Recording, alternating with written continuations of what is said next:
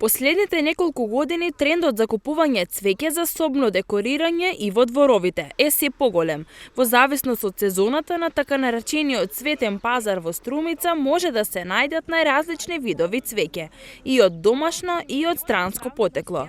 Ги прашавме продавачите дали е тешко да се одгледува цвеќе и дали се исплаќа тој труд. Тешко е да се одгледува, треба да се одржава, значи и исплаќа до некаде не е. Моментално за 8 март имаме доста побарвачка, само малку послабо. Цвеќето го продаваат секој работен ден од 8 до 16 часот. Цените се достапни за секого и започнуваат од 50 денари па нагоре. Со оглед на големата раздвиженост и побаровачката, продавачите сметаат дека градот треба да добие специјално место каде ќе продаваат, односно официјален цветен пазар. Не е соодветно место за продавање, треба друго некој да се направи, посебно за цвеќиња, цвеќари, значи.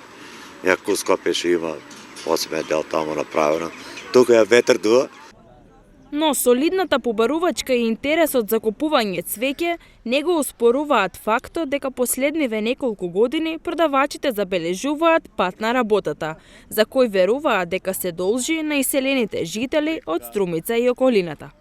Ниските температури не ги спречуваат овие вредни луѓе да продаваат, па така за сите љубители на цвеќе пазарот е достапен во текот на целата година со исклучок на месец август. Во моментот најактуелно е карамфилчето.